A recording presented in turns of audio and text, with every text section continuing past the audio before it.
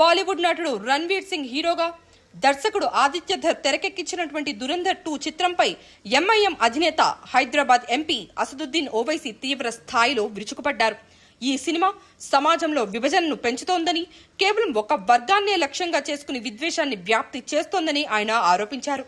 ఈ చిత్రాన్ని 3 గంటల బక్వాస్ అంటే అర్థం లేనిది అని కొట్టిపారేశారు. ఈ చిత్రంలోని కొన్ని సన్నివేశాలు, సంభాషణలు హింసను ప్రేరేపించేలా ఉన్నాయని, దేశభక్తి పేరుతో ఇలాంటి చిత్రాలను తీయడం సరైన పద్ధతి కాదని ఆయన హితవు పలికారు. ముఖ్యంగా ఈ సినిమాలో ముస్లింలను చూపించిన విధానంపై ఓవైసీ తీవ్ర అభ్యంతరం కూడా వ్యక్తం చేశారు. యువతపై ఇలాంటి చిత్రాలు ప్రతికూల ప్రభావాన్ని చూపుతాయని ఆందోళన వ్యక్తం చేస్తూ, ఇలాంటి సినిమాలపై దృష్టి పెట్టడం కంటే వాటిని పట్టించుకోకపోవడమే మంచిదని వ్యాఖ్యానించారు. తనకు ఇలాంటి సినిమాలు చూసేందుకు సమయం లేదని, తన మాటలను గంటసేపు వింటే ప్రజలకు ఎంతో మేలు జరుగుతుందని తనదైన శైలిలో ఎద్దేవా చేశారు. బాక్సాఫీస్ వద్ద ఈ చిత్రం 1100 కోట్లకు పైగా వసూలు సాధించి సరికొత్త రికార్డులు సృష్టిస్తున్నటువంటి ఈ తరుణంలో ఓవైసీ చేసిన ఈ వ్యాఖ్యలు ఇప్పుడు రాజకీయంగా మరియు సినీ వర్గాల్లో చర్చనీయాంశంగా మారాయి.